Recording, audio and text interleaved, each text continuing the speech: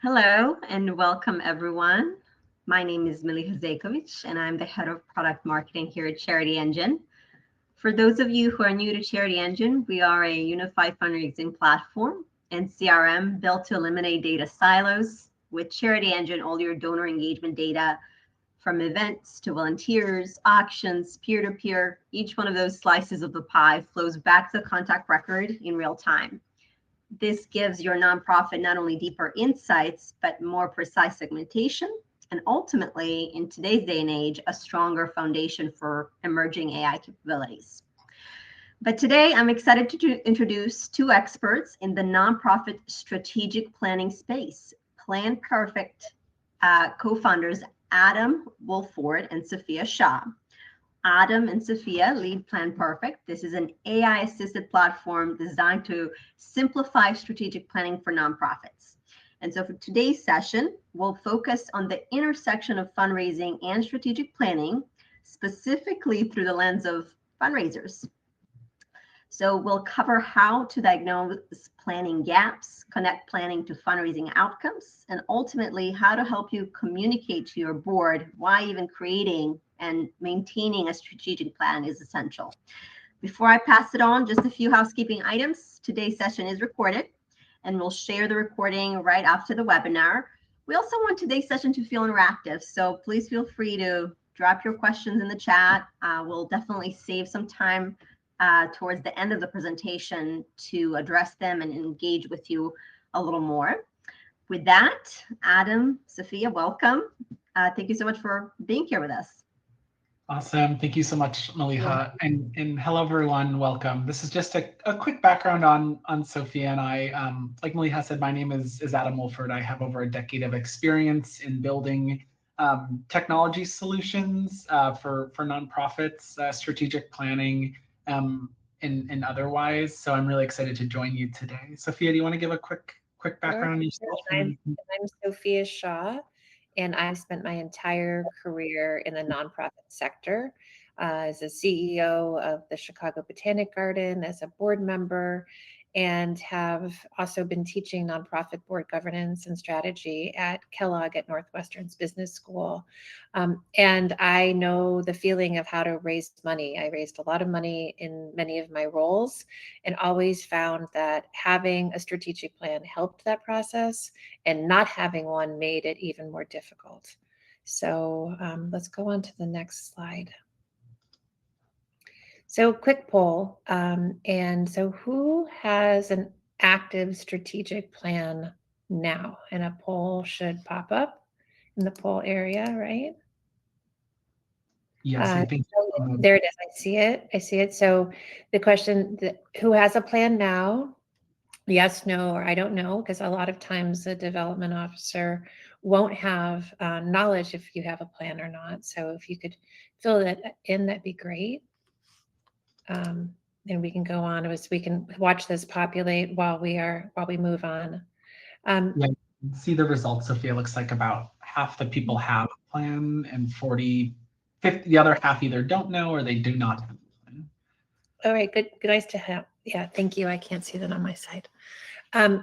So we're here today to talk about strategic planning, really in the context of fundraising. So we're hoping that at the end of our session today, you'll be able to communicate why strategic plans are important, because some people will need to advocate to have one to their executive or their board, figure out what the problems are with strategic planning, why you may not have one or might get stuck from the planning process to executing the plan itself. And third, about how these two working together strengthen fundraising. So even how a short-term plan can help with stronger fundraising and engagement, especially now when in some people's organizational lives, the future of funding and donor engagement is a little uncertain. So our agenda today is the why of strategic planning, the what, the phases, where do people get stuck, how strategic planning informs fundraising, some tips, and a rhythm for executing strategic plans. And all of this is shown through the lens of the tool, the software PlanPerfect that Adam and I have created and have rolled out now throughout the country and in working in 4 countries, the impact of which is in 4 countries. So the why of strategic planning is the first. So the value of a strategic plan is to help everybody get on the same page in the organization. And that's at the root why we have one. We don't end up going in our car to go on a trip without knowing where we're going. And it's the same thing with the plan. So a plan doesn't need to be a hard and fast roadmap. It can be more like a compass, but you do need to know where you're going in order to be able to be flexible and understand where to make shifts over time. So a plan gives you that focus and that direction, stronger fundraising, improved decision-making, because if everybody understands what the plan is saying and what the focus areas of the organization are, it's much, much easier to make decisions in the moment and make decisions in crisis situations. Everybody can see the situation through the lens of the strategy. It provides better accountability and measurement and operational efficiency.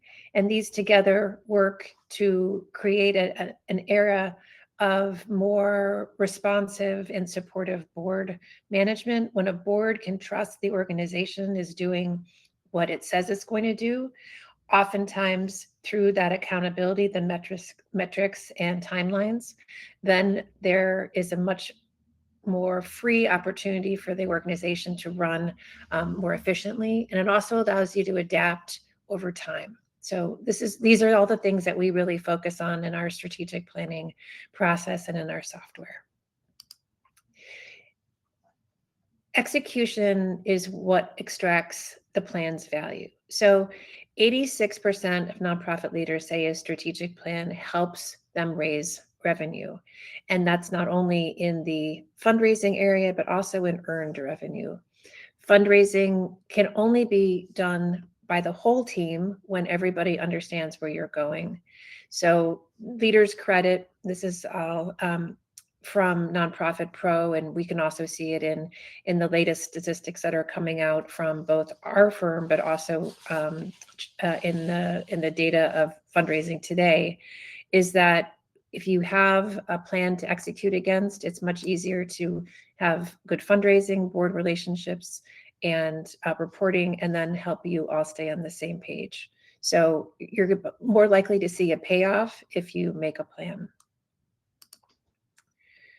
The what of it is pretty straightforward. The most important thing a board can do is to do these 10 things. This is drawn from Board Source and a lot of best practice work, is that the board of directors of an organization is ultimately responsible for it. A board has to do the things you see on the screen. I'm not going to read out every one of them. And one of these, which is what we're focusing on today, is number 4, ensuring effective planning. So effective planning fits in with a suite of different requirements of governance, and eliminating just one of these helps make the whole system weaken. And for the fact that only about 50% of nonprofits have strategic plans shows that we're not doing what we can to best support our sector. We really believe in the strongest nonprofit sector we can have. It's an essential component in the United States in order to help our society thrive. Awesome. Thank you, Sophia. So now I'll kind of talk to a little bit more about the actual specifics of strategic planning. So we keep saying this. I kind of want to talk about each phase within the strategic planning process, what the activities are, and what the goal of that phase is. I'll also pepper in how we support our clients doing this today. But certainly there's many different ways to do this work. What's most important is that you actually do it so that you can extract that value that Sophia talked about earlier. So the first phase we like to call planning to plan. So this ultimately is kind of getting your organization ready before you actually dive into any sort of strategic planning process. And the ultimate goal here is to make sure that you achieve alignment and clarity before you begin the process.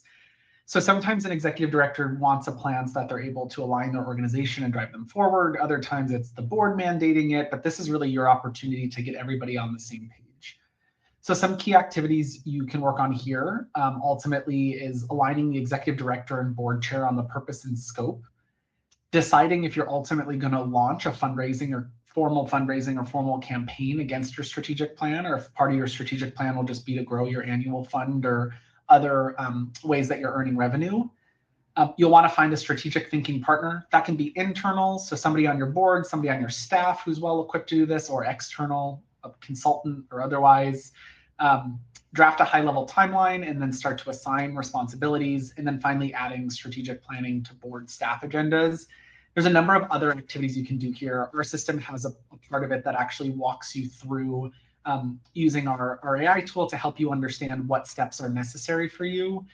It kind of looks at the size of your organization and the complexity, because you certainly don't have to do all of these. That's kind of the theme that I'll underline as I go through each of these phases. I'm kind of talking about everything and the kitchen sink, but it's certainly not required as you're moving through this. So you want to make sure that you're right-sizing all of this advice for your organization. And our system typically helps our clients to do that, right? We make sure that what we're recommending is actually supported by your organization. So once you've got yourself ready to plan, the next step is really to dive in. And I would say phase 2 and phase 3 are a little bit interchangeable or a little bit iterative. So phase 2 is all about getting stakeholder input or voices into the plan. The third one is all about building the plan.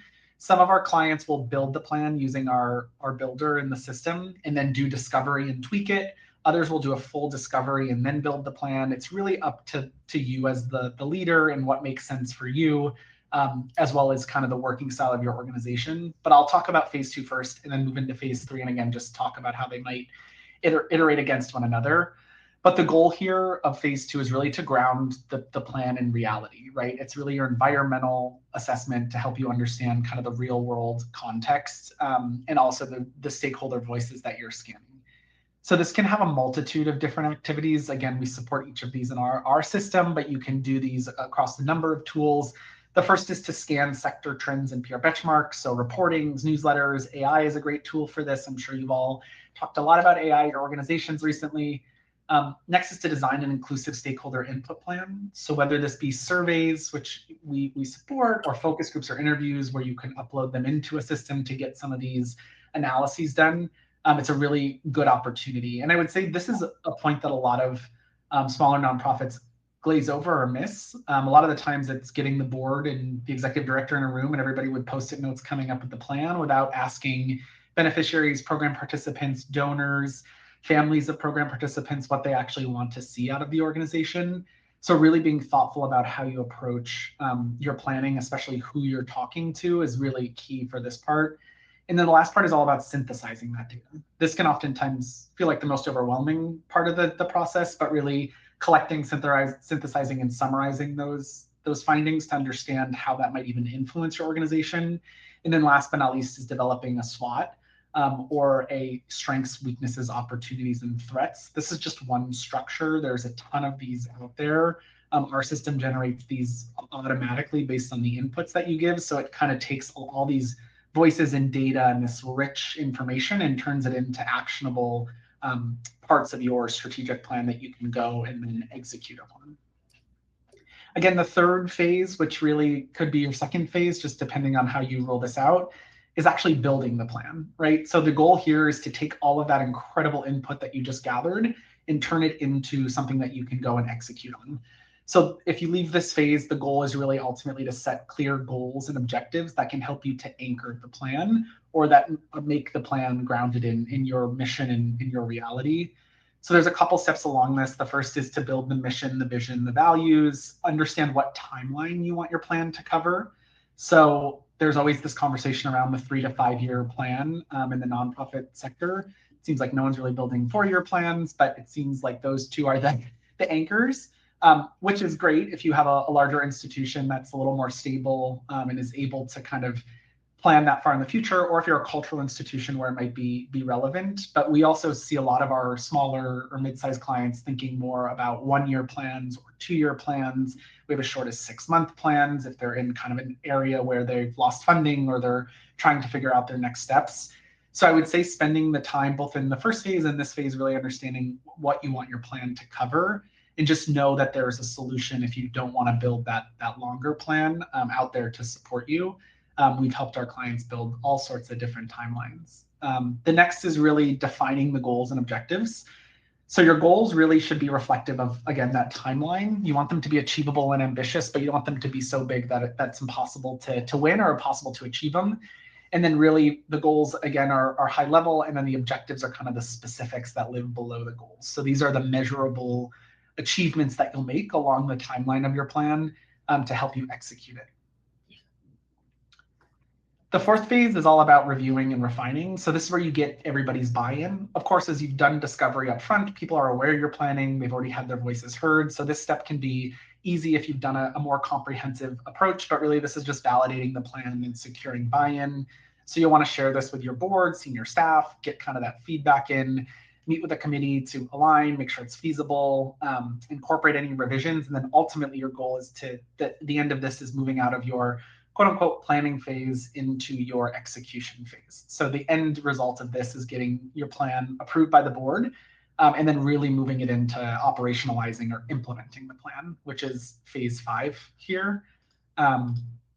So again, this is kind of taking that high level goals and objectives and turning it into the activities you'll do throughout the timeline of your plan to make sure that it's 1, implemented, and 2, that you see the results that we talked about earlier on, the 90% lift in your revenue, which can be 6x if you're executing well. So this is really the place in which you'll create that value. So what that looks like is starting to define tactics below objectives. So in this case, these are kind of like the key outlined steps that you're going to take alongside your objectives. Assigning those things, this is a big step that people miss. They either leave it blank or they assign it to a team, but really finding an individual owner who's going to help see this through to the end. Identifying the metrics. So how are you actually measuring the success? And these can be both qualitative and quantitative, but just acknowledging how you're planning to grow the plan. And then finally, what we'll talk about today is aligning the implementation with fundraising priorities and budgets, so that you're able to take this and help to execute it. Again, we have a tracking and reporting solution in our system that helps all of our clients really think about how to activate this for fundraising or otherwise. But either way, you need to make sure that you're doing that. And then this is the last phase, which you'll do for the life cycle of the plan, as you'll see here, which is ultimately monitoring and adapting. As we're all aware, it's well wishes to kind of have a plan, but as things ebb and flow within your organization or in the world, sometimes you need to revisit it or update it. So this is really your phase or the space that we make for our clients to do that. And that's because you're always learning and the world is always changing around you. And so you want to adapt your plan to stay mission focused. So the way that you do this is by scheduling check-ins with your staff and with your board, tracking the progress. A lot of people build plans and they end up on the shelf, but really creating a tracker that you are able to stay up to date on this, refreshing it annually. So looking at the goals, objectives, and tactics and updating them as you need. And then last but not least is sharing these updates across your ecosystem so that everybody is on the same page. Again, this is really your opportunity to leverage your plan in fundraising or in your operations and make sure that it stays up to date. However, we all know that strategic planning can feel difficult, and there'll be a question after this that we'll ask you all to participate in the chat. Really just talking about where your organizations have gotten stuck along this maze previously, and then what's the impact of getting stuck in this maze. So some of the things that we typically see or where strategic plans tend to get stuck, the first is that there's no clear ownership. So like I mentioned earlier, there's a lot of goals and objectives that are created or tactics, and they're never assigned out to anybody, oftentimes creating a lot of churn or issues where nobody is actually executing the plan itself. The next is no alignment across teams. So frequently when the plan is built in a board meeting or tucked away inside of a conference room, it's really hard to figure out how it's actually going to be executed with each team. So really including those voices as part of the process can be important. I would say the biggest one where we tend to get most of our clients or where they come to us is they have a wonderful plan that a consultant put together for them. They spent a lot of time, effort, energy, and it sits in a PDF or a PowerPoint. So it's really static and hard to understand, one, how to keep track of it in the moment, but more importantly, how to revisit it as things will ebb and flow. So the static format is typically what leads to its demise. It just sits on a shelf or a virtual shelf or your Google Drive, never to be touched again until 3 years from now when you go back and revisit it. The next is too many priorities. So sometimes we'll see people who are building a strategic plan, but what it actually is just a list of all of their programs and priorities for the year without thinking strategically about it. A plan is as much of a yes opportunity as it is a no opportunity. So really using it as a chance to take a look at your organization holistically and figuring out where you're going to say no. Another area that a lot of people get stuck is in the leadership turnover. So a plan will live with a leader who's championed it, but there's no system or process in place to update it. So when that leader leaves, the plan sits on their desktop or in their Google Drive and nobody picks it up. However, at a time of transition, a plan can be kind of a grounding force for your organization. So just making sure that you have a plan as well as a succession plan, but an opportunity to hand off the strategic plan. The next sticking point is that it ends at board approval. So sometimes we will see people think of that as the finish line, and then they have this wonderful, beautiful PDF that the board has approved, and then nobody does anything with it, or they have no idea how to actually activate it.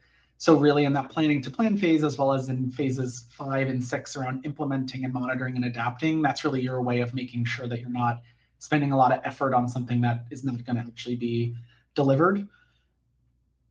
Another one is it's disconnected from daily work. So your strategic plan should really contemplate what you're doing today. It shouldn't live outside of your operations, but alongside it. So really being thoughtful about that and making sure that your current process programming, et cetera, is built into the plan.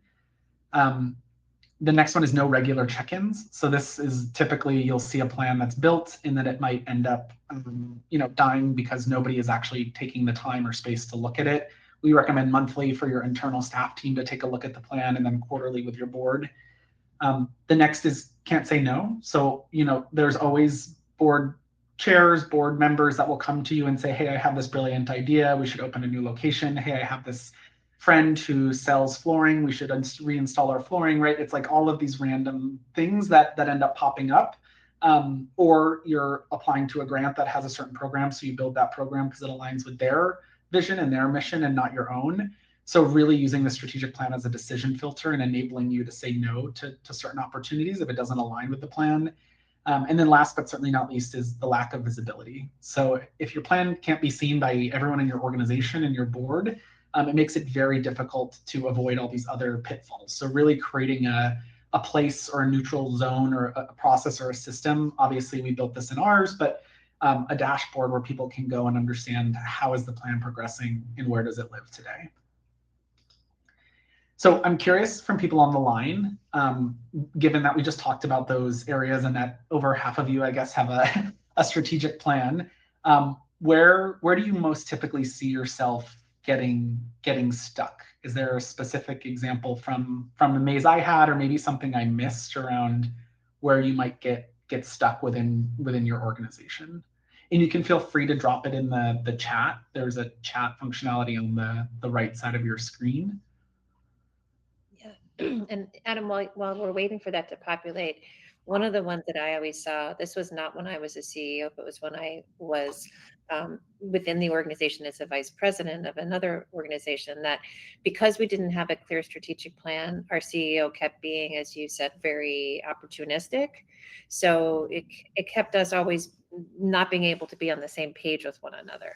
So that's where we got stuck, is like the inability to say no, the inability to all be on the same page. And so it just made us confused and a little tired. We were all chasing different dreams on a day-to-day basis. Yeah, this is helpful. Thank you for people participating. Shell said leadership turnover and lack of visibility. Those are two that are definitely ones we see often. It's that this lives on the executive director's desk. They leave and then nobody picks it up. Too many visionaries in the room, not getting input from those who have done the work. I think this is a really important point. Why we built our discovery section, which allows you to launch surveys, et cetera. It's because a lot of nonprofits will build this with the board and the ED in the room without having actual on the ground staff inputting into it. And then visibility, and currently we have one part of our strategic plan that is taking focus from other parts. Yeah, definitely prioritizing it can be helpful and deciding on that up front. A disconnect between the board and line staff and what priorities should be and what reality actually is. Implementing programs is harder than designing them. Yeah, definitely. I think, building the programs with implementation in mind is key. I think Shayna also spoke to this, but Paul, that's a great point as well.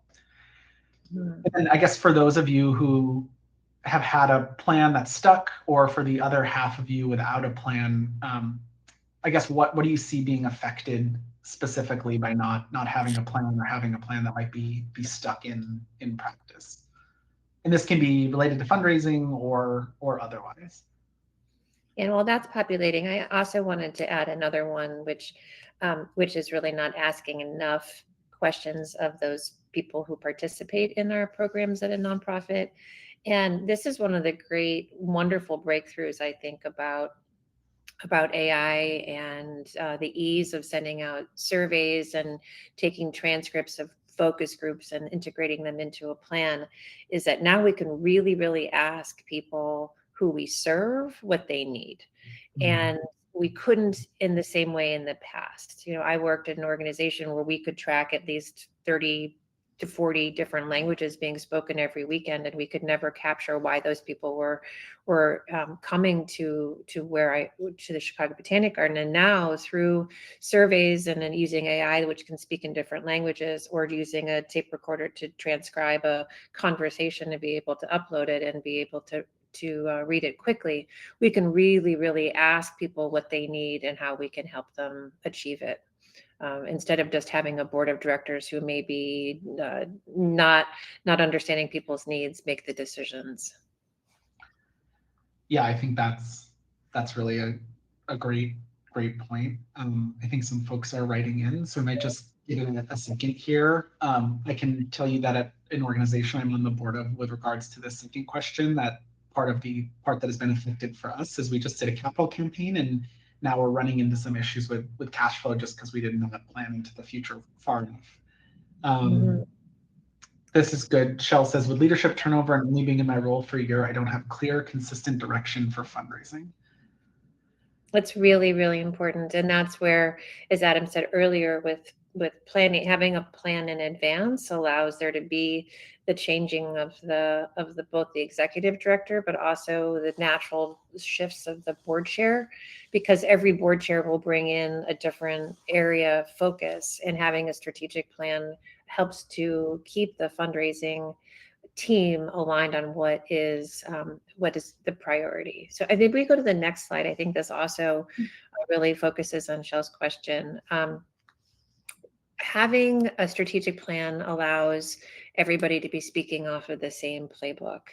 And there's the old story of the board that's meeting, and then a woman walks into the room and says, I'll give you $10 million on one condition. And the condition is that I'm going to whisper into the executive director's ear.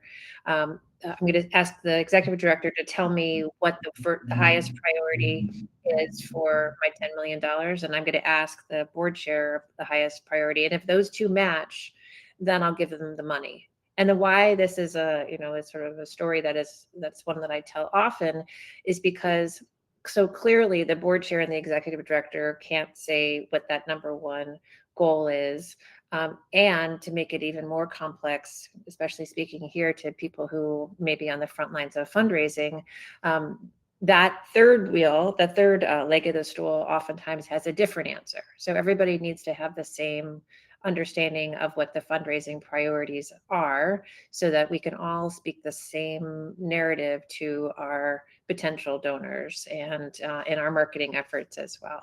So it informs fundraising so profoundly by being able to make the priorities, engaging all of the staff, donors, and volunteers as well, and also the people who we serve, and having fundraising efforts both from the annual fund perspective and from the the capital perspective, and also any endowment or sponsorship and plan giving work that are all very, very coordinated. The bottom line of this whole presentation is that strategy and fundraising are interdependent on one another and are required to really work together in order to have fundraising success. That doesn't need to be hard. It doesn't need to be a fancy plan. As Adam said, it can be a short plan for a short timeline, but it's really important. And without a strategic plan, if you could go to the next one, without a strategic plan, this is where we're seeing, in some of the chapter 4, the people become frustrated. Board engagement and fundraising becomes lukewarm. They don't know what they're being asked to do. The staff recruitment, retention, and satisfaction decline, and this also is in the volunteers as well that I've seen. If the frontline staff knows why they're coming to work every day, and that frontline can be defined in many different ways, then they're much more inspired to do the work. If they're not clear, then they oftentimes will look for something else. Marketing and messaging becomes more consistent if you have a plan, more inconsistent if you don't. We can all probably make a long list of these, we ideally, if we want to meet our mission and help the people and places that we care about, we need to avoid the situation. So, Adam, go down one more. And this is sort of a nice summary slide of this, is that if we have a strategic plan, you can make sure that, especially in a time of crisis, we know what we need to do. So let's take either COVID or what many of the nonprofits we work with have seen is reduction in funding recently from federal and state funds. It allows us then to scale down or change our goals because we know what the goals are in the first place. If we're always being driven by defensiveness in times of crisis, we start to lean into messaging like, we need your money because we're not doing well, as opposed to a message like, we need your investment to make our programs even better. No one likes to fund crisis driven or initiatives that are built from need as opposed to built from desire to make places and people better. Our revenue projections are much easier to predict and are based on reality and history. And our donor and grant meetings are predictable, collaborative, and I'd say a lot more fun.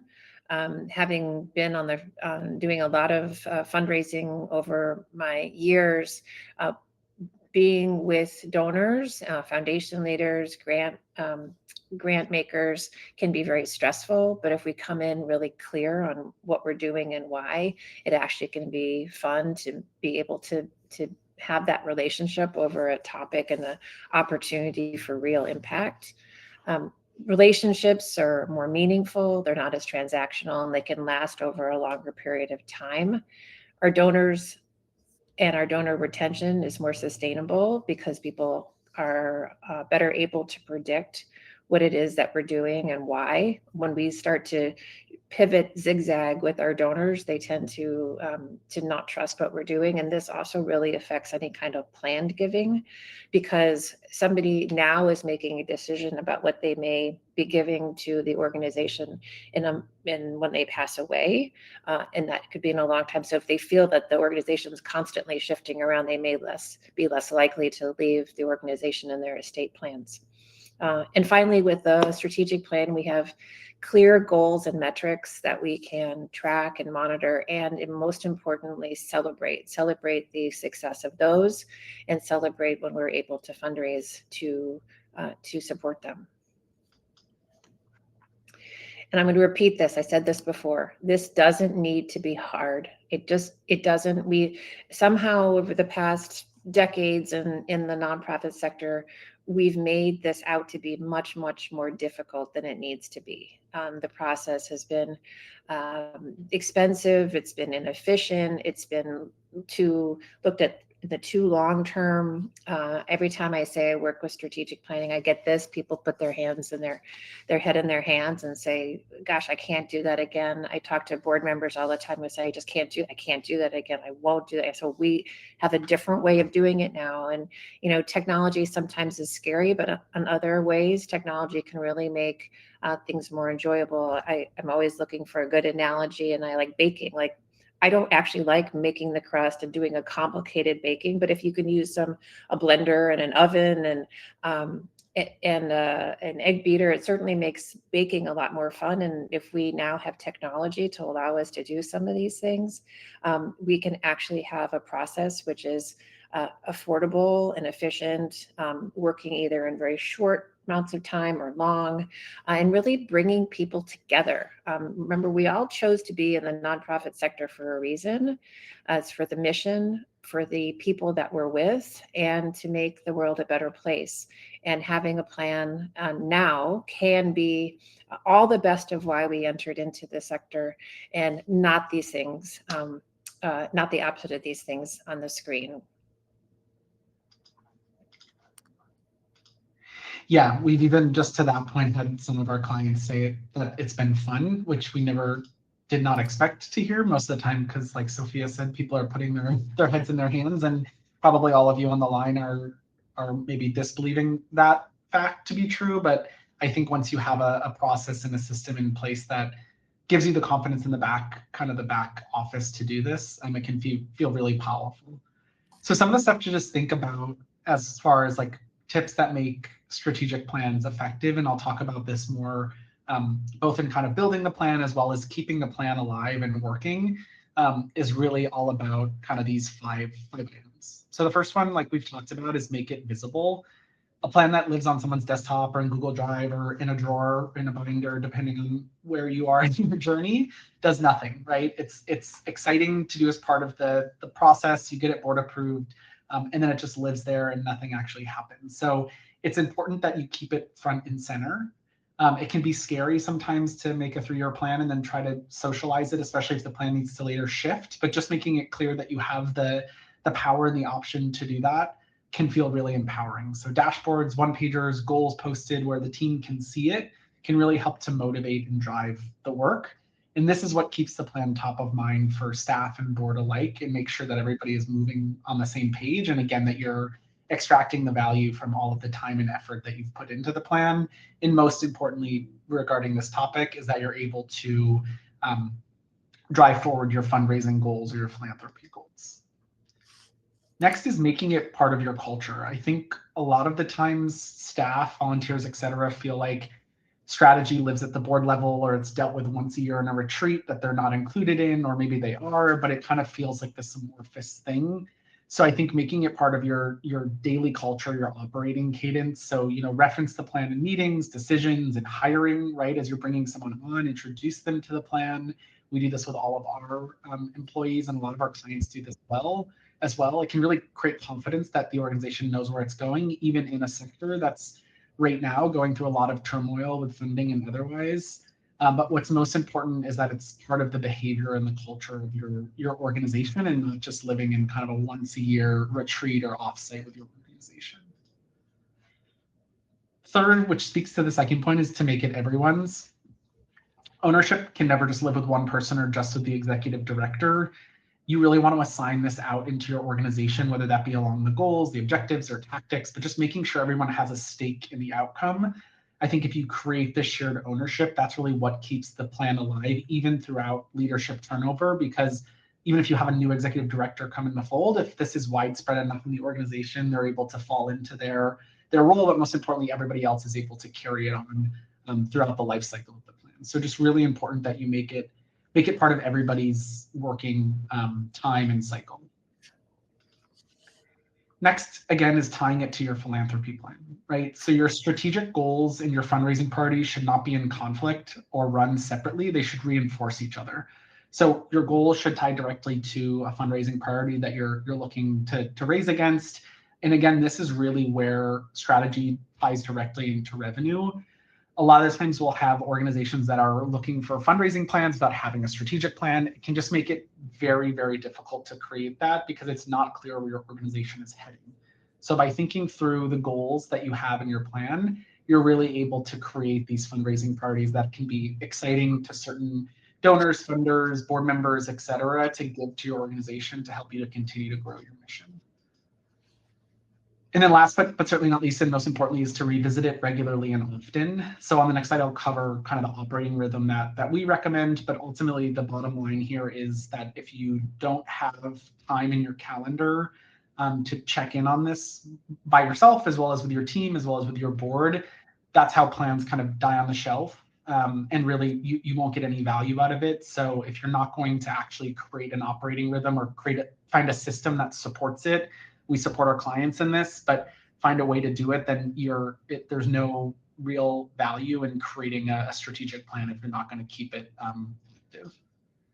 So here's an example operating rhythm that we recommend to our clients. This is kind of something you can take with you, and you can use it as needed, but really these are the frequencies we kind of have our clients or ask them to update it. So the first is weekly. This is more like a one-on-one with the plan. It should take 5 to 15 minutes. It's really just going through the strategic plan, seeing what you've moved that week, seeing what's on the docket for next week, and having a good understanding of how your work is influenced by the strategic plan. The more you do this, the more it becomes kind of known in your head, and the further along you can move it and more quickly. So this is a good opportunity for you to interact with the plan. Next is monthly. So meeting with your plan, pulling up the dashboard, starting to look at the progress across all of the different objectives, creating space for all of your team members to celebrate what they've done over the past month against the plan, as well as where they might need support from other members of the team. It's a good opportunity to keep the plan open and alive in your organization. Quarterly, at least once a quarter, however often your board is meeting, creating space on the agenda to look at the strategic plan, especially anywhere you've had to realign or rescope as needed because of changes in funding, bandwidth, otherwise. And of course, celebrating the progress of the plan. And then last but not least is annually. So a lot of folks will build 3 to 5 year plans, but every year you should be revisiting the plan, taking an understanding of what you've learned over the past year, what things have changed, what things have shifted, and really allowing yourself to update the plan as needed. And most of those updates will happen at the objective tactic level. But really making sure that you're staying in touch with it. And I think the key message here is having these small, consistent touch points certainly beats kind of having the one big annual review, which a lot of us are used to, where you're running around trying to figure out how to give an update on the plan that you haven't looked at since last year. It's also, again, you're not going to extract the value of it. It becomes almost performative at that point. So this really allows you to make sure that you're getting the key part of the plan and seeing the lift in fundraising and revenue or otherwise. So this is really the wrap up or the cap on top here. And then of course we'll leave time for questions at the end. So if you want to start dropping those into either the chat or the question section, feel free. But this is kind of our conclusion. First and foremost is that strategic planning is essential to your fundraising efforts. It's not something that you can do after you fundraise. It's something you can do in the middle of a fundraise. You really need to think about this informing a lot of your fundraising or your philanthropy goals. The next is that any length or scope of plan is useful. I think a lot of people fear building this 3 to 5 year plan, especially for smaller, mid-sized organizations. It just feels like too much, or you don't have enough understanding to get there. But we've seen a lot of really powerful short-term plans that have led to incredible growth. One of our clients in Florida built a plan and really grew their organization quickly. And then last but not least is kind of the outcome here, which is it leads to clearer message, stronger donor engagement, and last but not least, greater financial sustainability and mission impact, which is ultimately why we're all here today, is to drive forward the mission of our nonprofits and to support our beneficiaries. So really, the strategic plan can be the starting point for your broader fundraising. I think I'll turn it over to Maliha quick for this slide. Yeah, absolutely. I see some questions trickling in, which is great. We're going to jump into those here in a moment. I did want to just take a minute before we go to questions to highlight a special giveaway we're offering to today's attendees. Throughout today's session, Adam and Sophia have emphasized the importance of identifying planning gaps, evaluating what's working, and kind of creating that plan for improvement as it relates to your organization's strategic plan. And so we thought it would be very fitting to offer an opportunity to apply that same mindset to one of the most important parts of your fundraising strategy, essentially your donation form experience. So if you've ever joined a CharityEngine webinar before, you know that we like to do these giveaways. Sometimes it's a book, sometimes it's our time. Today's or later. And we're offering a complimentary 20-minute donation form assessment with one of our fundraising experts. During the session, we'll review your donation form experience. We'll identify where donors could be unintentionally dropping off, and hopefully help you uncover some of those potential barriers to conversion. If this is something of interest, or you feel like this is something your organization could benefit from, definitely take advantage. We do try to limit it to 5 slots because we have finite resources on our end. And again, you do not need to be in the market for a CRM. This is not a sales pitch in disguise. It is a trade chance for us to offer something beneficial to your organization, and in the process, make a connection. So with that, I do see some questions, and I'm just going to open the questions tab. I see some of them are trickling in. All right, this question is from Sheila. I think, Adam, this relates to the comment, one of the parts of the presentation where you talked about how strategic plans are sometimes developed by leadership and staff who are often responsible for implementing and doing the programs, maybe kind of excluded from that process. So tying back to that, Sheila says, how can staff members effectively advocate for their perspectives during the strategic planning process?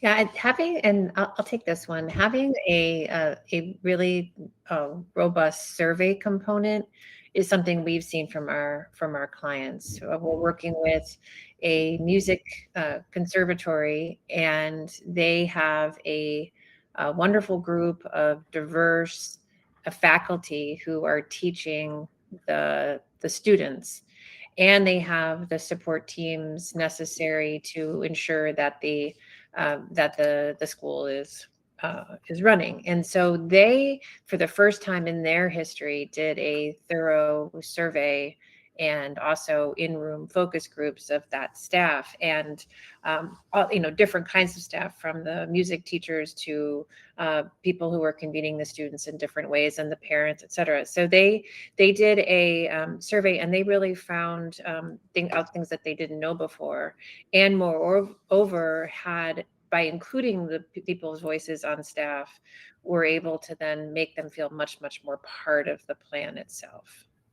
So I would focus there, and just also advocating for yourself, and I know that's hard sometimes, but trying to ask for how can we include in a simple way more people's voices. I think that creating surveys in the past was very, very difficult, and now with technology, it's much easier.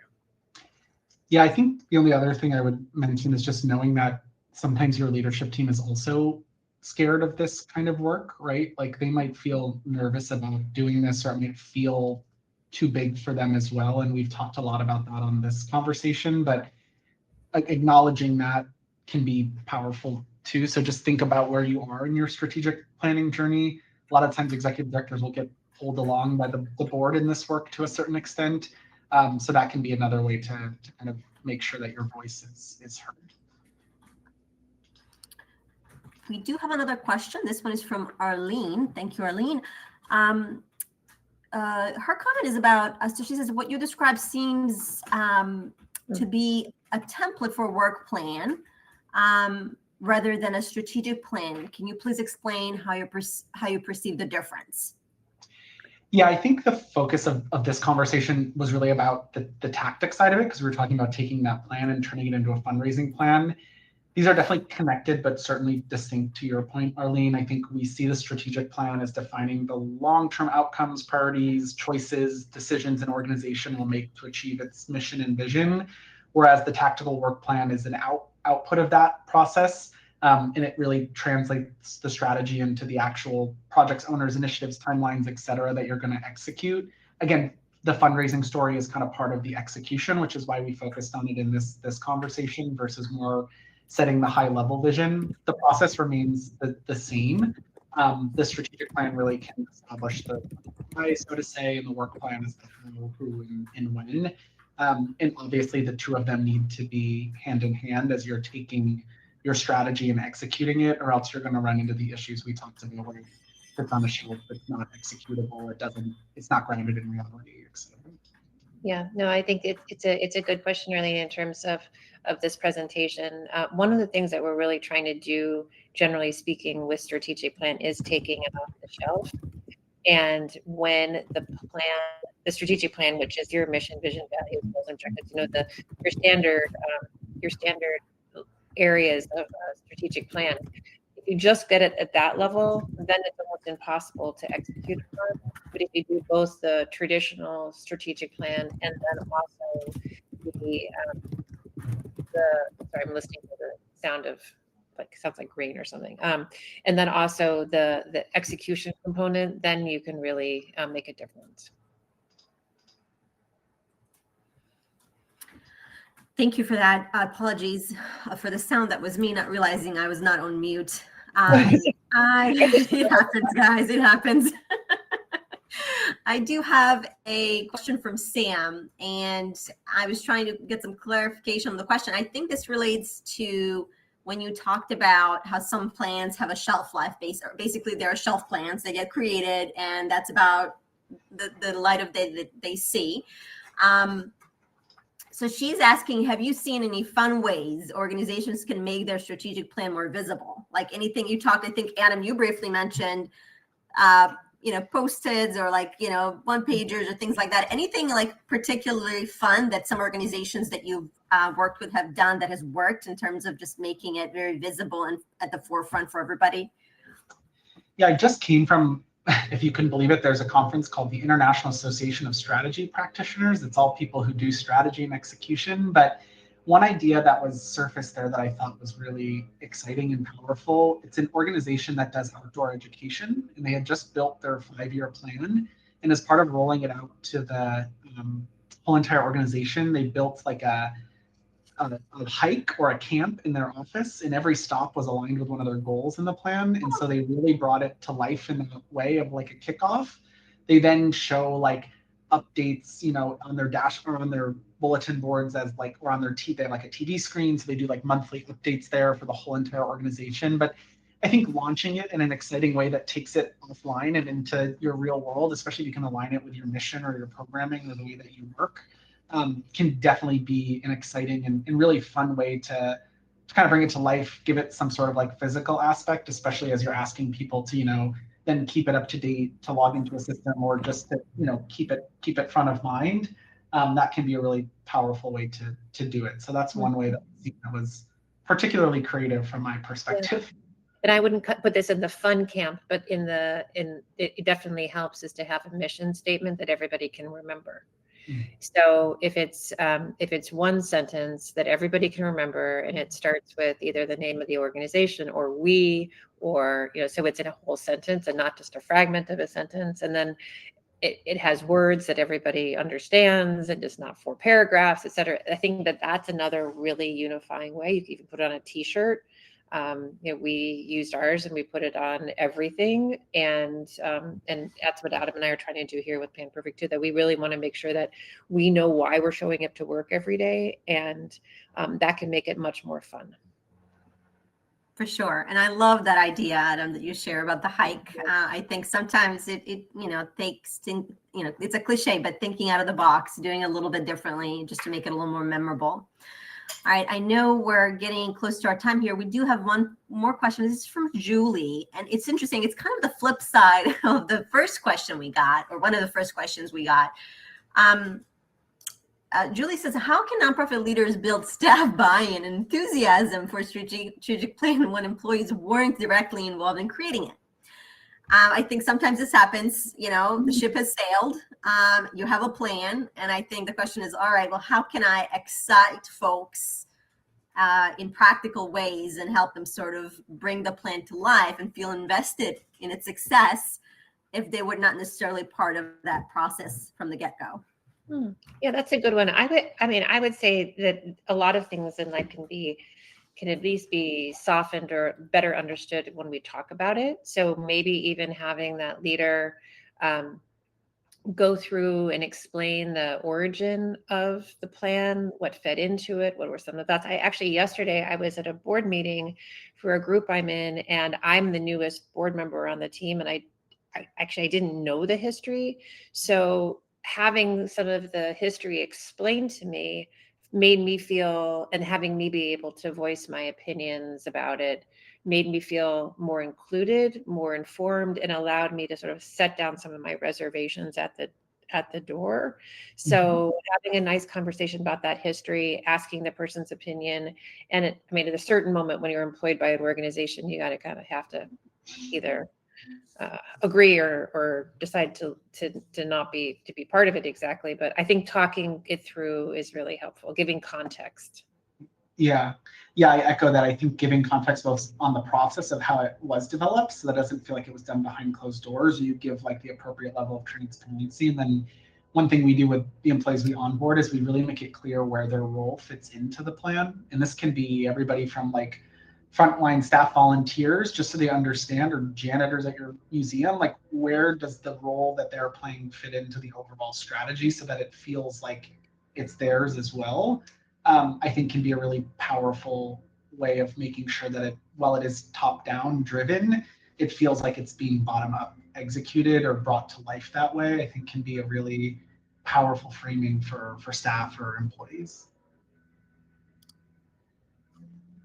Thank you so much, Sophia and Adam. I do want to give you a chance to speak to these 2 QR codes.